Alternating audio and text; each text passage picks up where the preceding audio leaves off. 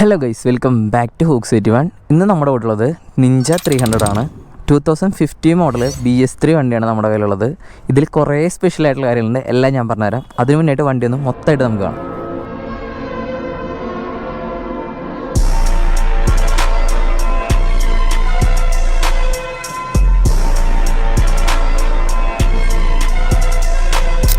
ഇതിലിപ്പോൾ വണ്ടിയും കാര്യങ്ങളൊക്കെ നിങ്ങൾ കണ്ടില്ലേ. ഇനി ഇതിൽ ഞാൻ ഡീറ്റെയിൽ ആയിട്ട് ഓരോന്നായിട്ട് പറഞ്ഞുതരാം. ഇതിലിപ്പോൾ നമുക്ക് നോക്കി അറിയാൻ പറ്റും നിഞ്ച 300 ആയിട്ട് ഭയങ്കരമായിട്ട് ഡിഫറെൻ്റ് ആയിട്ട് നിൽക്കുന്ന ഒരു കാര്യം എന്താണെന്ന് വെച്ചിട്ടുണ്ടെങ്കിൽ ഇതിൻ്റെ ഫ്രണ്ടിലത്തെ ആ ഒരു ഫ്രണ്ട് പോർഷനാണ്. ഫ്രണ്ടിലത്തെ മാസ്ക് മൊത്തത്തിൽ അവർ മാറ്റിയിട്ടുണ്ട്. ഇപ്പോൾ ഫ്രണ്ട് കണ്ടാൽ തന്നെ നമുക്കറിയാൻ പറ്റും ഈ ഫ്രണ്ട് ഒന്നും ഈ വണ്ടിയുടെ സ്റ്റോക്കല്ല. ഇതിൻ്റെ ഈ ഒരു ഫ്രണ്ട് ടോട്ടലി കൺവേർട്ട് ചെയ്തിട്ടുള്ളത് 10R പലർക്കും ഉള്ളൊരു കൺഫ്യൂഷനാണ്. ഇതിൻ്റെ ഫ്രണ്ട് ടോട്ടലി കൺവേർട്ട് ചെയ്തിട്ടുള്ളത് 10R ഇത് 2014 636 കൺവേർട്ട് ചെയ്തിട്ടുള്ളത്. ഇതിൻ്റെ ഫ്രണ്ട് കറക്റ്റായിട്ട് നോക്കി കഴിഞ്ഞാൽ നമുക്ക് അറിയാൻ പറ്റും 2014 636 ഫ്രണ്ടാണ് ഇതിൽ യൂസ് ചെയ്തിട്ടുള്ളത്. ഇതിലൊരു എയർ ഇൻടേക്ക് കൊടുത്തിട്ടുണ്ട്. നമുക്ക് എയർ ഇൻടേക്കൊക്കെ ജസ്റ്റ് ഹോള് മാത്രമേ ഉള്ളൂ, വേറെ ഒന്നുമില്ല. ഇതാണ് ഇതിൽ മെയിനായിട്ടുള്ള ചെയ്തിട്ടുള്ള കാര്യം. ഇത് കേരളത്തിൽ വേറെ ഒരൊറ്റ വണ്ടിയിലും നിഞ്ച 300 ഈ ഒരു കൺവേർഷൻ ചെയ്തിട്ടില്ല.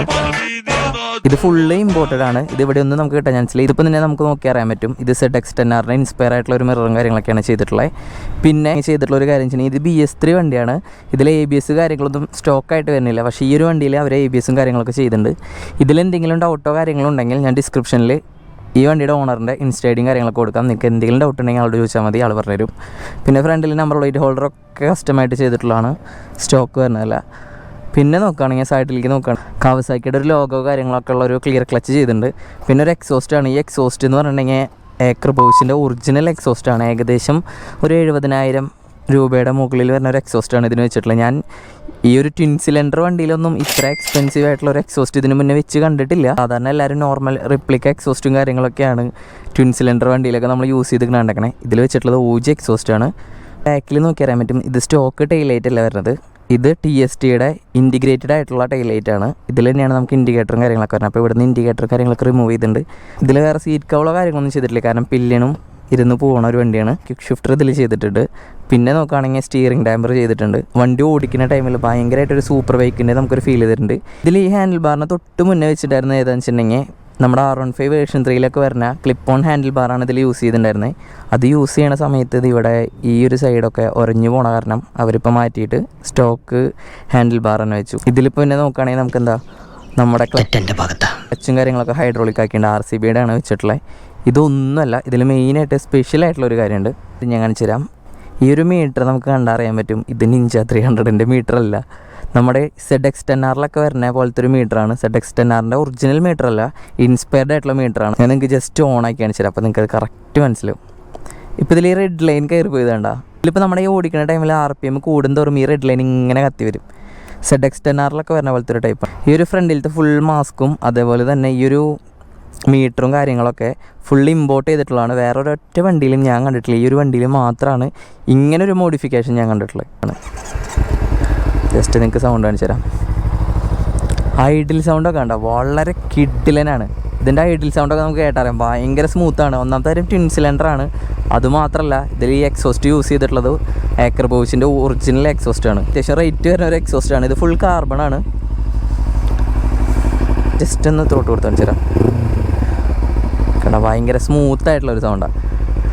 ഇതിൽ പിന്നെ പെർഫോമൻസ് ബേസ് നോക്കുകയാണെങ്കിൽ ചെയ്തിട്ടുള്ളൊരു കാര്യം എന്താ വെച്ചിട്ടുണ്ടെങ്കിൽ ഒന്ന് നമ്മൾ എക്സോസ്റ്റ് ചെയ്തിട്ടുണ്ട്. പിന്നെ രണ്ടാമത്തെ കാര്യം എന്താ വെച്ചിട്ടുണ്ടെങ്കിൽ ഇതിൽ നമ്മൾ പവർ ട്രോണിക് ചെയ്തിട്ടുണ്ട്. ഇത് രണ്ടുമാണ് നമ്മൾ പെർഫോമൻസ് ബേസ് ചെയ്തിട്ടുള്ളത്. സ്റ്റോക്ക് വരുന്ന ഒരു ലുക്കല്ല. വണ്ടി മേടിക്കുന്ന ടൈമിൽ അവരുടെ ഉണ്ടായിരുന്ന കളർ ഇതിൻ്റെ തന്നെ കുറച്ചും കൂടി വേറൊരു ഷെയ്ഡായിരുന്നു. ഫുൾ ഗ്രീൻ ആയിട്ടുള്ള ഒരു ഷെയ്ഡായിരുന്നു. ഈ ബ്ലാക്കോ കാര്യങ്ങളുണ്ടായിരുന്നില്ല. ഇതൊരു കസ്റ്റമായിട്ട് ചെയ്താണ്. ZX3R എന്നാണ് എഴുതിക്കണത്.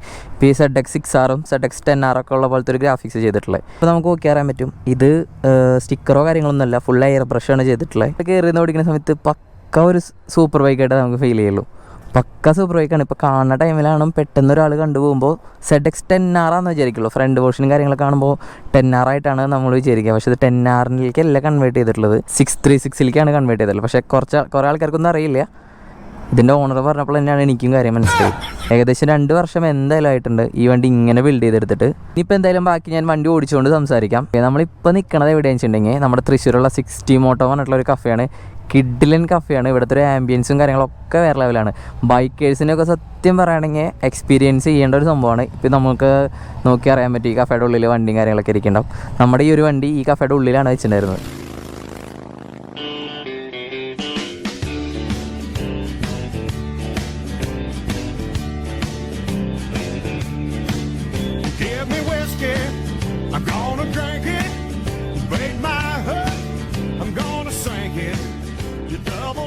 എന്തായാലും മസ്റ്റ് വിസിറ്റ് ചെയ്യേണ്ട ബൈക്കേഴ്സൊക്കെ, ബൈക്കിനോടൊക്കെ താല്പര്യം ഇൻട്രസ്റ്റ് ഒക്കെ ഉള്ള ആൾക്കാർ മസ്റ്റ് വിസിറ്റ് ചെയ്യേണ്ടതാണ്. നമുക്ക് ബൈക്കോ കാര്യങ്ങളൊന്നും വേണമെന്നില്ല, ബൈക്കിനോട് ഇൻട്രസ്റ്റ് ഉണ്ടായാൽ മതി. ഇൻട്രസ്റ്റ് ഉണ്ടെങ്കിൽ തീർച്ചയായിട്ടും നിങ്ങൾ വിസിറ്റ് ചെയ്യണം.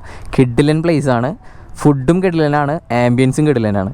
ഞാൻ ഹൈവേയിലേക്ക് എത്തിയിട്ട് നിങ്ങൾക്ക് വണ്ടിയുടെ എക്സോസ് നോട്ടും കാര്യങ്ങളെല്ലാം ഞാൻ കേൾപ്പിച്ചു തരാം.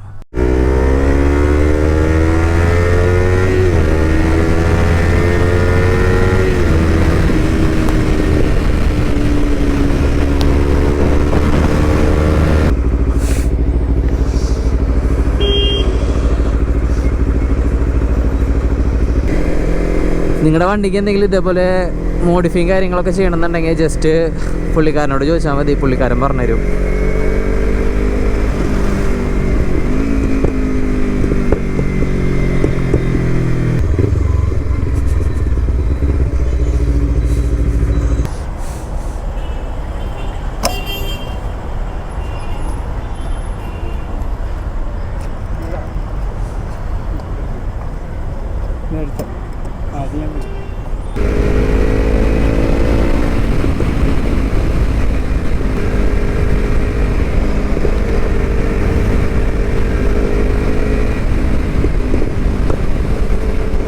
വെറുതെ നമ്മളിങ്ങനെ കൈ കൊടുത്ത് വിടുമ്പോൾ തന്നെ നന്നായിട്ട് ഇങ്ങനെ പൊട്ടുണ്ട് ടേ.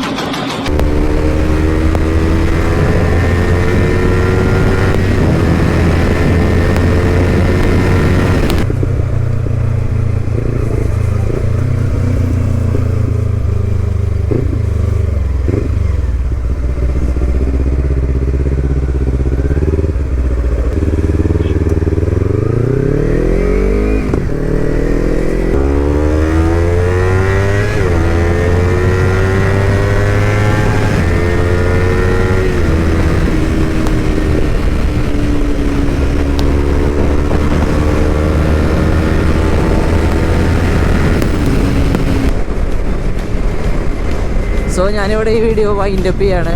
ഭയങ്കര ഷോർട്ടായിട്ടുള്ളൊരു വീഡിയോ ആയിരുന്നു. എനിക്ക് ഈ വണ്ടി നിങ്ങളെ കാണിക്കുന്നുണ്ടായിരുന്നു.